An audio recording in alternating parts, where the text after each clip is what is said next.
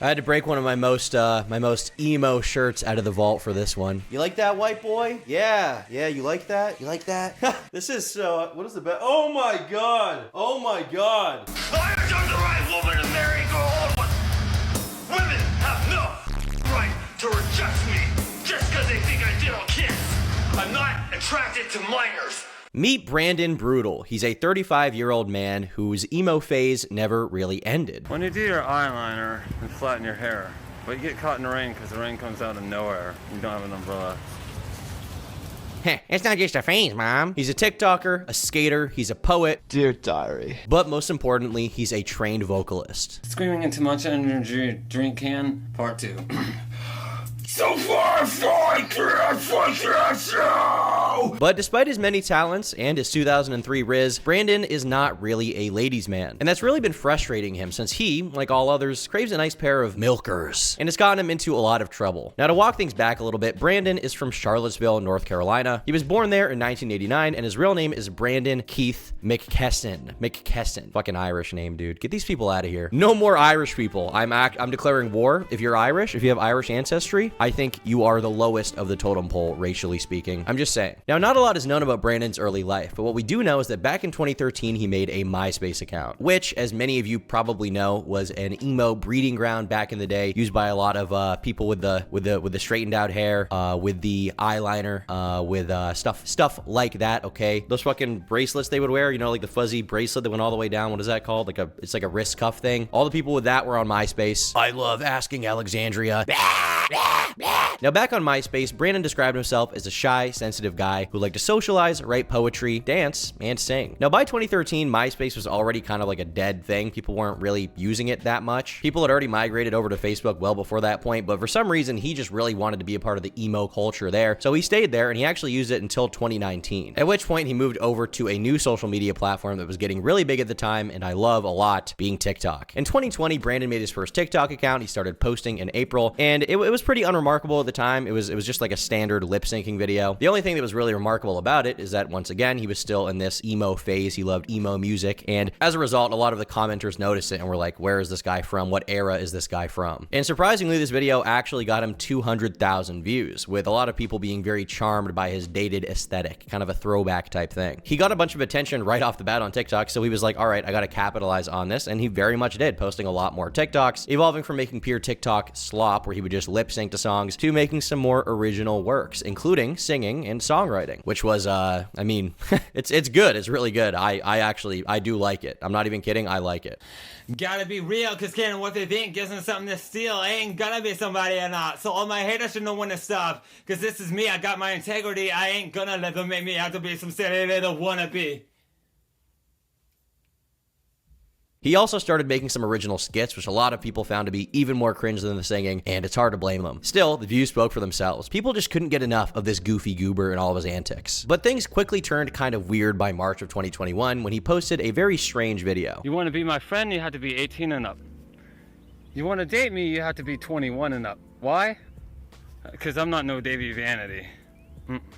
Now, obviously, there's nothing wrong with what he said. It's good to have boundaries with who you talk to. Like, that's totally fine. But people were weirded out by how out of the blue this statement was. Like, he just kind of posted like, hey guys, I'm not friends with kids. I'm not friends with kids. Did you know that I'm not friends with kids? Nor do I date them. Did you know that? Me? Friends with kids? Date kids? Me? What? No, not me. That's not me. That's just not the kind of guy I am. In case you didn't know it, I am not a pedophile. Now, on the 7th of April, he ended up posting another pretty similar video, but here he gave some extra details. According to him, some of the people in his town were often confused about the kind of women he likes. They were perplexed. Supposedly, there was some misconception that he was a child enjoyer. He pushed back heavy against that accusation, clarifying that he'll only be friends with women who are 18 and up, and he'll only date women 21 years and older. Although he gives possible consideration to 20-year-olds. 20 maybe, but 21 and up.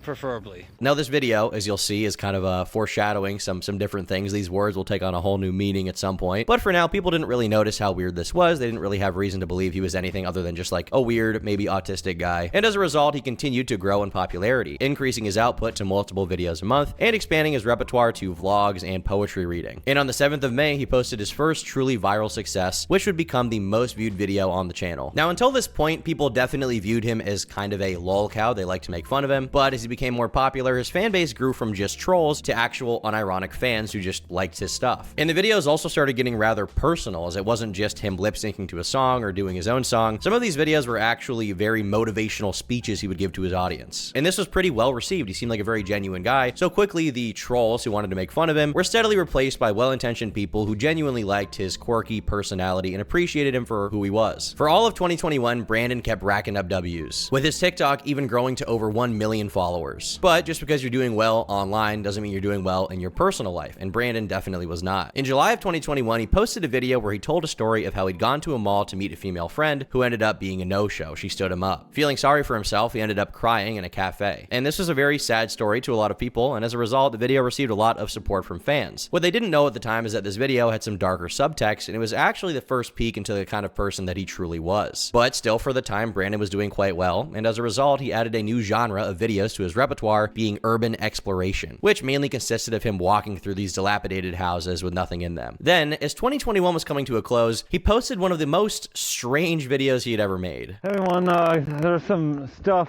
went around that made me look bad, made it hard to get emo girlfriend, but I do feel really lonely, like I really want an emo girlfriend to grow old and happy with, but I'm gonna keep my head up. I'm gonna find that one girl for me one day. Now, at this point, there was no sign of the stuff he was referring to, and as a result, people expressed sympathy for him. But this quickly became the last video he had ever uploaded on this account, and just 2 days later, he abandoned the channel due to supposedly forgetting the password. He ended up making a brand new TikTok pretty quickly, with an announcement of what had happened on it. Notably, he mentions an older TikTok account, which he's also supposedly unable to get into. But once the transition, I'm gay. Once the transition was fully complete, he went back to producing the same kind of content into January of 2022. But then, all of a sudden, a weird unknown Instagram account with no connection to him posted a video, with the caption saying that it was recorded from his camera roll. Making this video to say thank you for everyone supporting me, and I just did something that I'm probably not going to be here anymore for, because I just I did something, and I don't think I'm going to be living anymore. Throughout this video, Brandon alludes to doing something that is utterly unforgivable, which was supposedly bad enough that it made him want to buy a rope, want to jump off a bridge, want to do something very bad to himself, do something not good for YouTube monetization, unfortunately. And he ends the video by saying goodbye to some girl named Katie, and she'll become really important later on, so stick with me here. Now, that video in and of itself is weird, but the weirdest part is that after that, there was complete silence. A lot of fans concluded that he had taken his own life, and they began to flood his comment section saying, man, that sucks. Other people also started making tribute videos, some of which racked up hundreds of thousands of views. And the news got so big that it was picked up by a bunch of articles, with agencies like Sportskeeda reporting his death. They even implied that they had spoken to his family, which told them that all the videos that were posted after November 28th were actually uploaded by them and not Brandon. Supposedly, this family was going to maintain his legacy by posting all the content he had pre-recorded up until that point, as like a remembrance for Brandon Brootal and the fans that had been there from the beginning. But there was a problem with that, which is that Brandon was not dead, and the family had never spoken to any of these agencies. In a Facebook post that's been deleted since then, a user called Sandra Phillips expressed as much, saying that Brandon was in need of prayers. And at the time, it wasn't clear who this Sandra was, although some people speculated it could have been his mom. And this was further supported when his friend, Cat Catastrophe, made a video that's also now deleted about the situation, clarifying that even she didn't think he was dead. This was then reinforced by another call with Sandra, who said Brandon was not doing well mentally. Now, to this day, it's not entirely clear what happened here, but in February, Brandon came back to the world of the living with an Instagram live stream, breaking the illusion once and for all. However, the rumors of his death persisted well after the truth came to light. Regardless, things went back to normal at this point, and he went back to posting cringy TikToks, and as he did so, he relentlessly pursued his goal of finally finding an emo girlfriend, which he made clear was his lifelong dream. And hey, I get it, okay, but be careful, Brandon, okay? Be careful. Those women are insane. They are mentally ill, and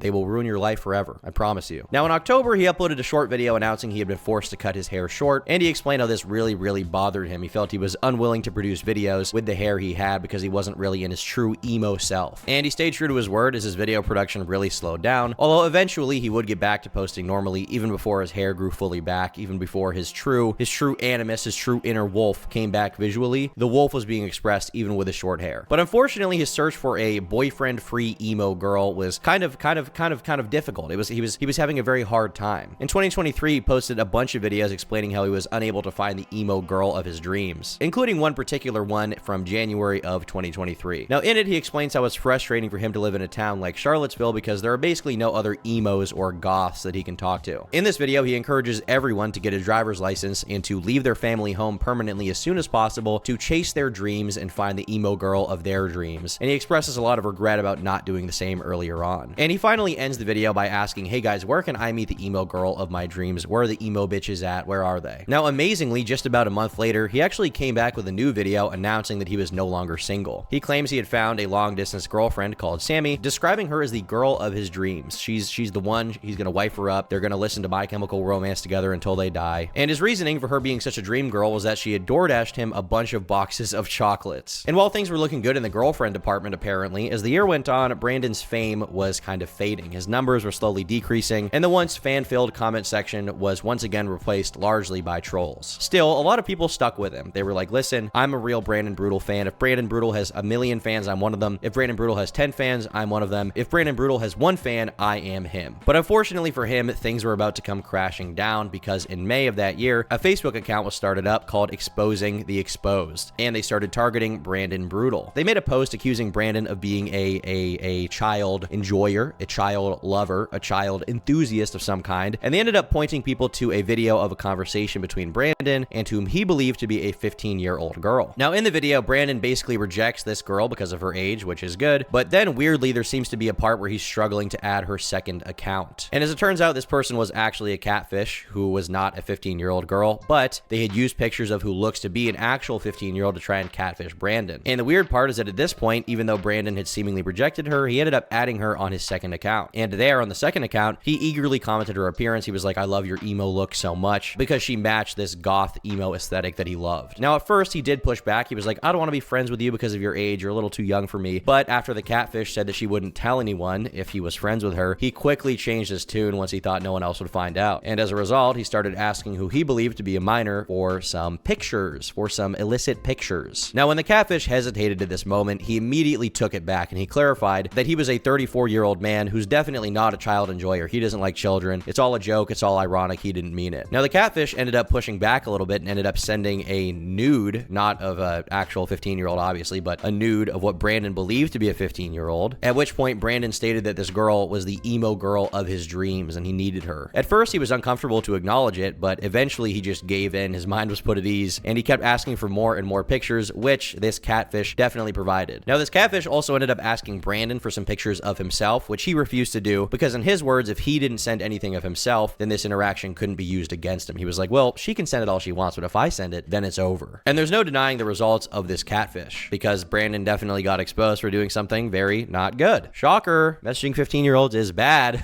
Don't do it. Now, Brandon quickly took notice of this post, and he claimed that this video was all fake. This was all fake. It's all made up. And he then threatened to block anyone who posted the video on his timeline. He also said that while he did speak to this girl, the only real part of the video is the one where he's rejecting her, and all the other stuff is all fake. It's all not verified by American patriots. He said that some kind of impersonator was messaging after that point. But the problem with that is that the exposed account posted a video clearly showing the account the catfish spoke to was his real Facebook account. So he was kind of dead to rights. Now, at this point, Brandon was put in a very tough position because he had been generally rightfully exposed, and he didn't really have any real good rebuttal. So a few days later on TikTok, he reiterated that this account was fake and that he couldn't possibly be a child enjoyer because he likes adult women with large breasts. His words, not mine, okay? I'm sorry, but no, I'm not a pedophile. I just masturbated to a woman with big boobs last night. Yeah, it was a woman, a full adult woman with big boobs, and I'm not lying. He also complains that a female friend of his stopped being friends with him over these allegations, and he called her stupid. You're stupid. You are stupid. You don't want to be friends with me because I messaged a kid? You're stupid. You're low IQ, you ape. And now since all that happened, I lost my friend because my friend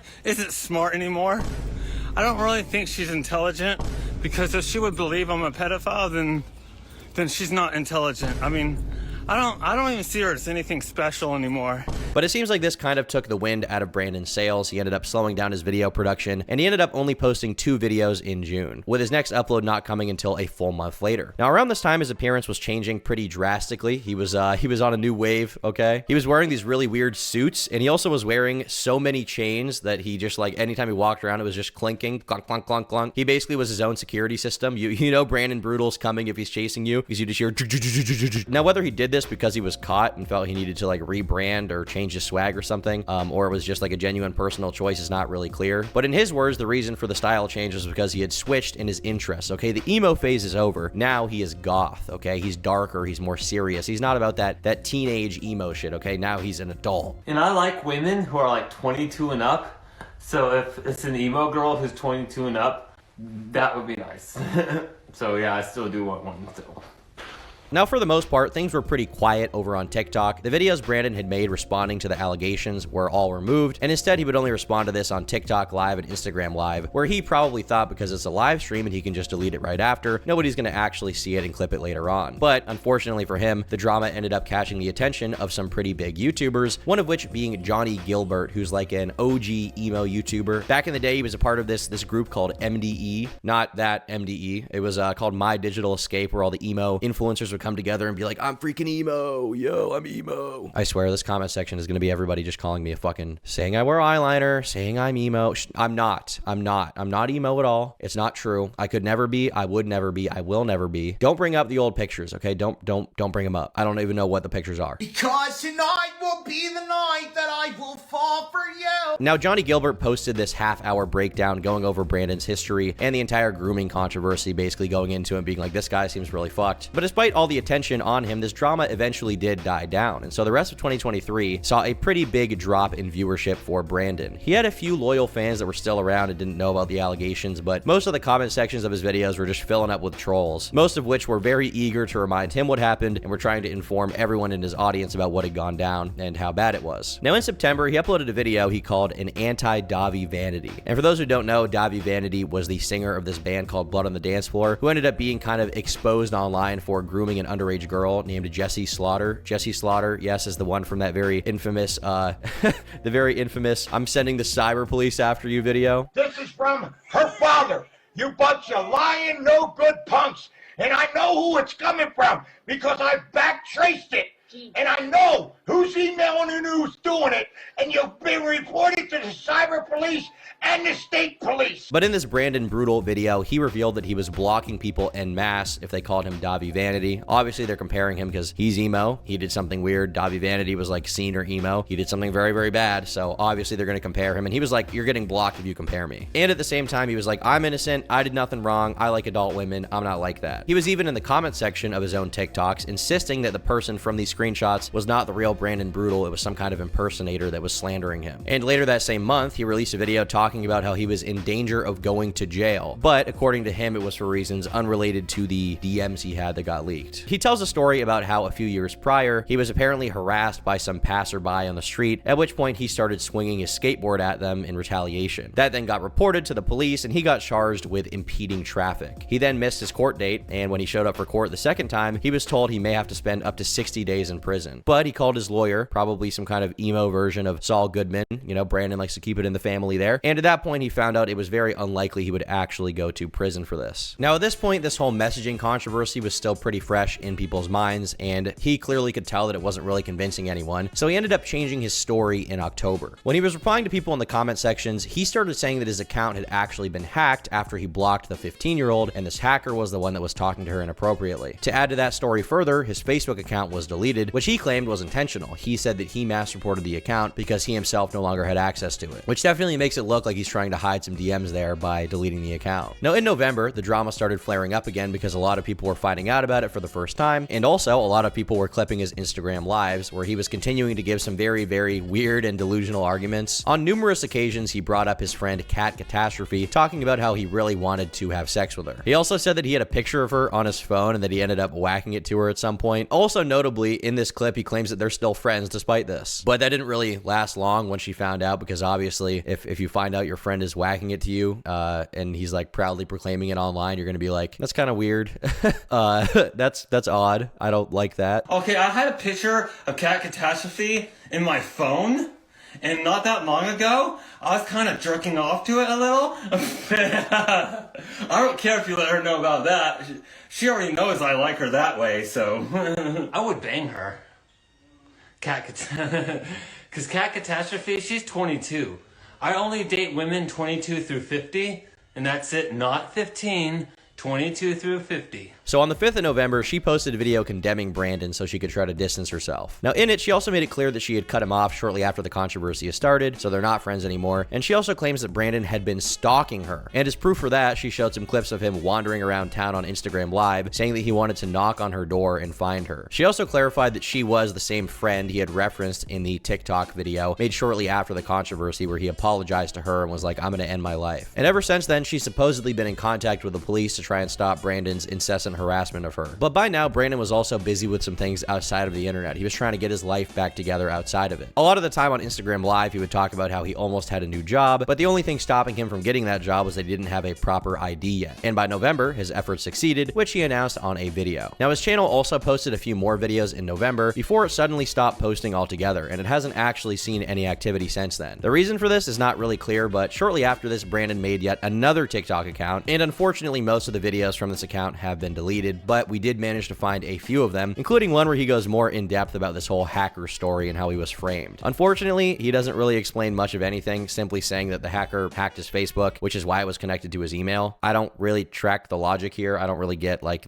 obviously your Facebook is connected to your email. I don't get how that's proof that you got hacked, but whatever. But Brandon was pushing on. He did not want to let these allegations destroy his career, and his consistent streaming on Instagram, unfortunately, would get him into even more trouble, despite him trying to hide from these things. At this point in time, Brandon lived with his father, who was already pretty disapproving of everything that Brandon got up to. And Brandon, at the same time, had a lot of hatred for his dad, as he often called his own dad his roommate. And he would also publicly humiliate his father for his hoarding problem, which, you know, there is a problem, for sure. Now, ultimately, this kind of situation is something you would think would just happen offline, like these arguments aren't something that needs to be publicized, but fortunately for our entertainment, this relationship ended up coming to a head during a late-night live stream that Brandon was doing when his dad walked into the room. Brandon is like, hey dad, I'm trying to go to bed, why are you interrupting me? But his dad doesn't really buy that, and after a short argument, something crazy happens. So you were going to bed, and so you gotta talk to yourself before you go to bed? We're gonna talk about this, man. You guys got to talk. You gotta motherfucker you up, you motherfucking Brootal! Hit me, come on, hit me, you out here. Good. Hit me, motherfucker, hit me. Come on, hit me, hit your dad. Motherfucker, he's nothing. Motherfucker your dad, fuck me.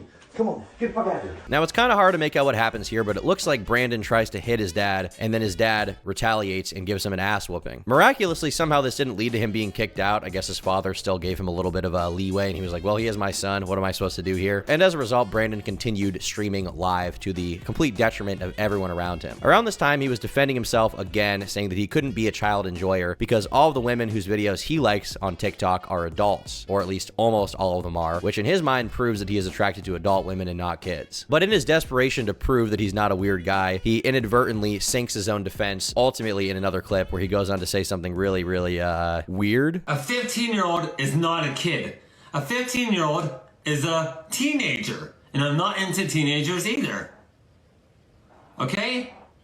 You can't say someone's into kids when they were asking news from a teenager. And if you didn't catch it, there he also admitted that he was the one, in fact, who asked for the pictures from what he thought was a teenage girl. You can't say someone's into kids when they were asking news from a teenager. What?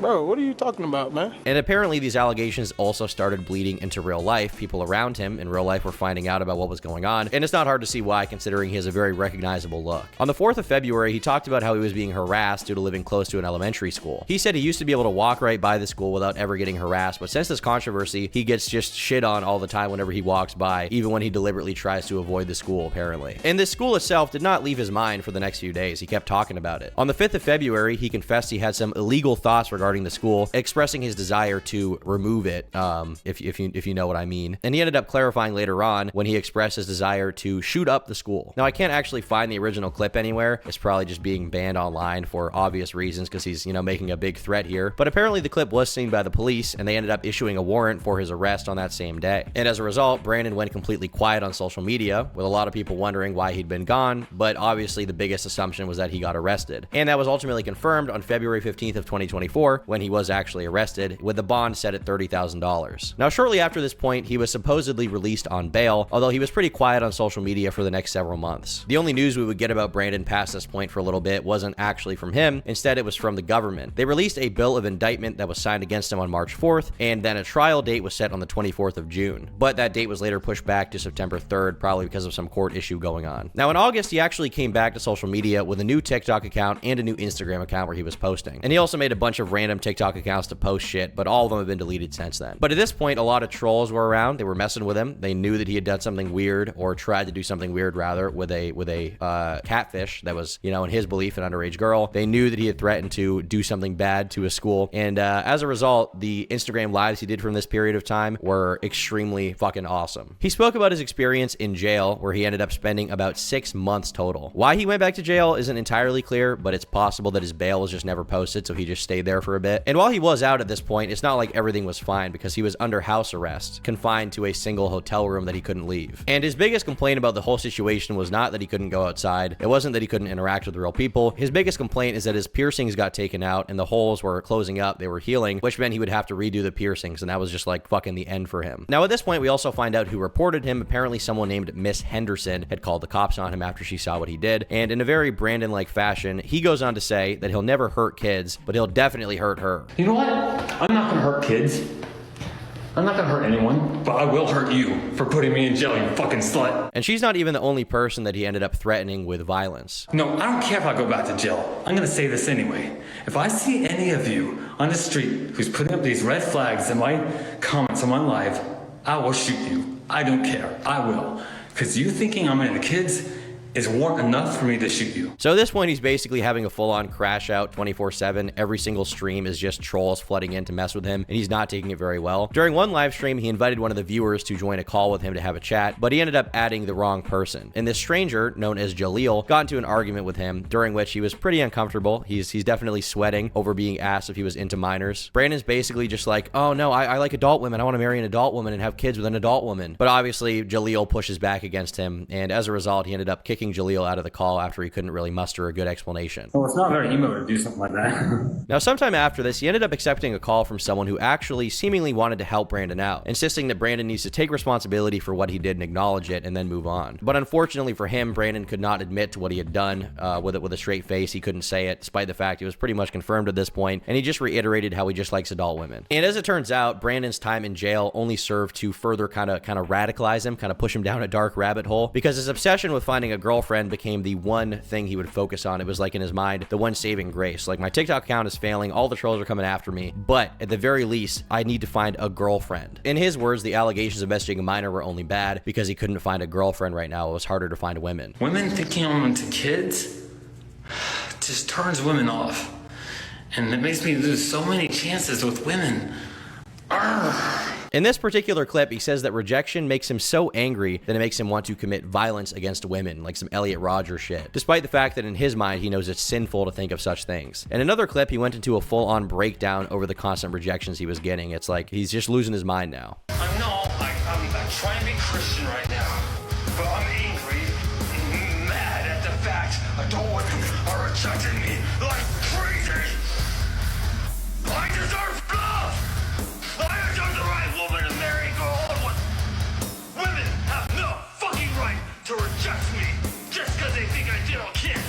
I'm not attracted to minors. So Brandon started chatting up women on Instagram, sending them some very awesome love poems in an effort to woo them. And somehow this turned into a massive argument with multiple different women at once. In his usual shtick, he would defend himself from the child enjoying allegations in the worst way possible. And he also, funnily enough, his greatest accusation against them, his point against them, was that they are not real emos because they weren't interested in talking to him because he was like the king of darkness. And because he's the king of darkness, he expressed his belief that they were obligated to like him. Now, at the same time, time, he really wanted to make it seem like he was very sought after despite not having a girlfriend. So he claimed that he was being sent nudes from 3 different women for free and that his ex-girlfriend also still had feelings for him. He also posted pictures of his beautiful self, saying that a handsome boy like him should be easily able to attract these girls, and they're just in denial over his prowess, his sexual prowess. And when it became clear that he wasn't really going to get anything from these girls, he ended up posting a photo of the supreme gentleman, Elliot Rodger, okay? He's a real fan, saying that if adult women kept rejecting him because of his minor attraction, he would do far worse things to them than they could ever imagine. Someone called him a liar over this and said that he was a child enjoyer, and he said that he couldn't be a child enjoyer because he had just gotten done flirting with 2 beautiful adult women, but that if these women made him bitter enough, he would turn into a real-life Elliot Rodger. Obviously, this wasn't received really well by people who followed Brandon at this point in time, and he wanted to defend himself, so he posted a new TikTok defense where he said that these posts actually weren't even made by him at all, but instead this was a hacker who had stolen his Instagram account and said these things. It wasn't actually him. Once again, he got hacked, right? It's not him. People are ruining his life, but it's not him. They're destroying him. The trolls need to stop now. He also clarifies that he would never ever harass anyone, and that if a woman told him to back off from their interactions, he would do so without question because he knows the right thing to do. Now, I'm guessing that at some point he received a call from his parole officer because his story changed pretty quickly from what he was saying. Suddenly, he admitted that it actually was him who had made all of those posts, but that he was only joking about it, and that any of the threats he made should be taken with a big pinch of salt because he doesn't mean them. It's all a joke. And also, take it with a pinch of salt, please. Accept it as a joke because he doesn't want to go back to jail, which he calls jail the penis farm. I don't really know why he calls it is it like because of what happens in the shower rooms?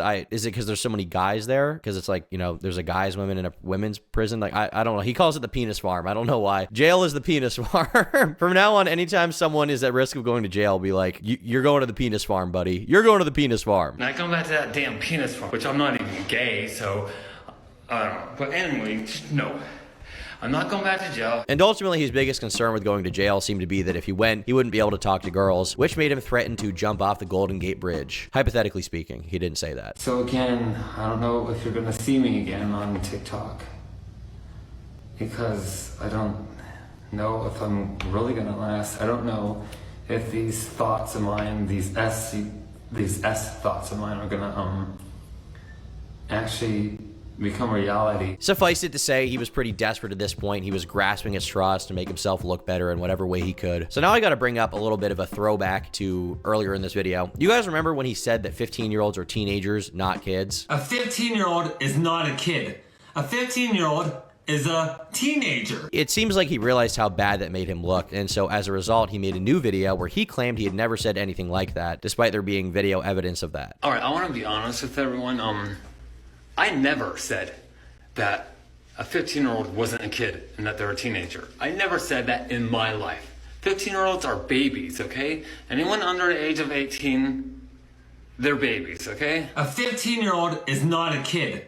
A 15-year-old is a teenager. You can't say someone's into kids when they were asking nudes from a teenager. He also adds that people between the ages of 18 and 20 are also kids, and he clarifies that's why he would never ever date them, because they're too young, right? But eventually, it seems like the drama and the heat got to be too much for Brandon. He couldn't handle the internet debating, and as a result, he deactivated his TikTok account, but he had the intentions to make a brand new one in the next month. He also promised he would finally go back to his old emo hairstyle with the hair, the nails, the clothing, okay? Because that was really the biggest concern, that he wasn't emo anymore. Everyone was really mad about that. And he also said that he would never ever address the child accusations ever again. But that didn't last that long, because literally the next day he posted another video, still not looking emo and still talking about the accusations. Now later on Instagram, he claimed that he had a new girlfriend and that she was 31 years old, which would put her, you know, close to his age, I would say.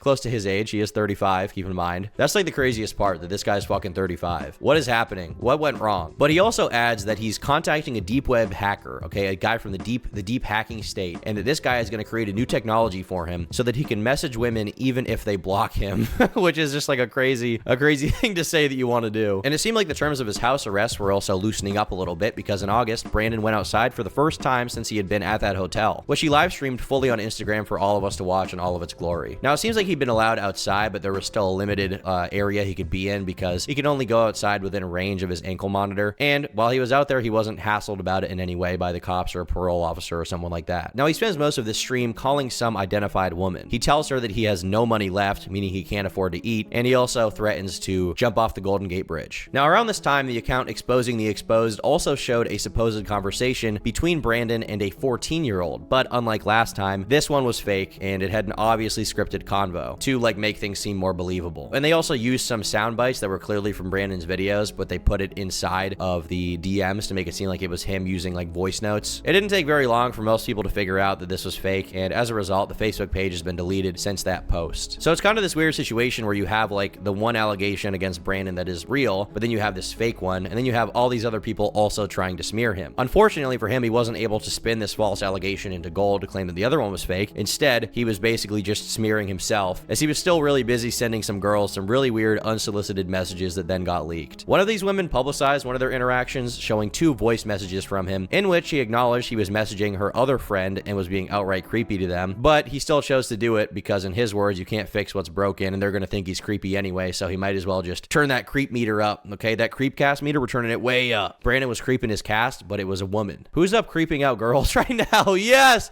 me! Anyway, yeah, I was looking at your TikTok videos, and I saw one video where you had no makeup on. You looked cute. You looked so damn adorable. Just want to snuggle you.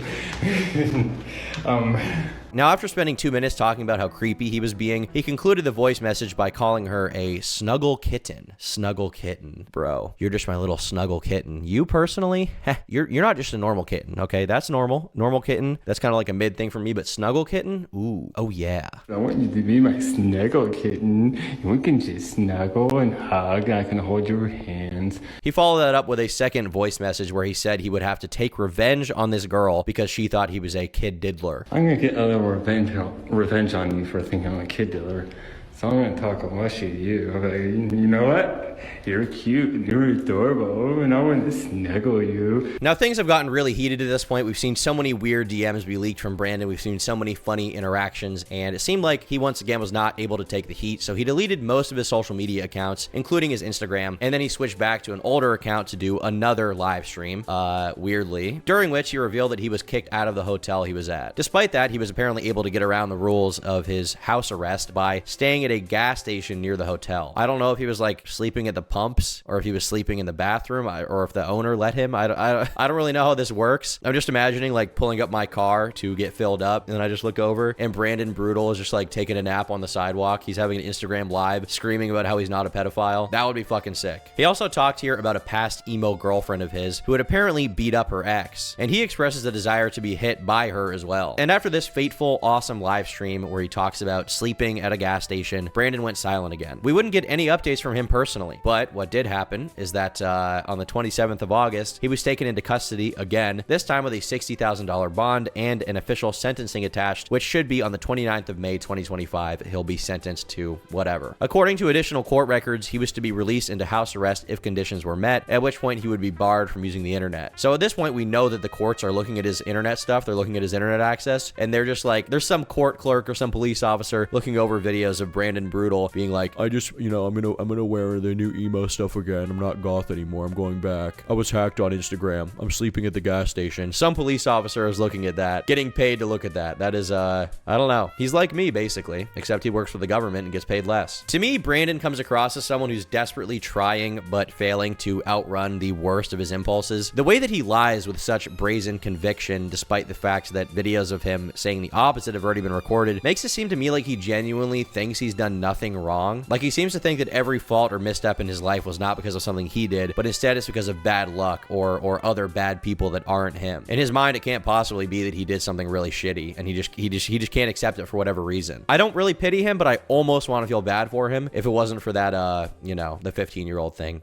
That makes it kind of hard. Frankly, it's clear to me that he is someone who shouldn't be walking around unassisted, so I think that either imprisonment or him being locked in some home where he can't have internet access is probably the only real good solution here. And ultimately, we'll have to find out what happens at that court date, but yeah. Hashtag Brandon Brootal for president or something. I mean, he would be like a lot of other politicians, I'll say that. I can't talk right now about that. There's some people going by.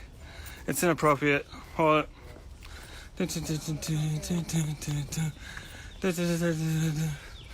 Okay, I gotta get further away. All right, thanks for watching. Bye.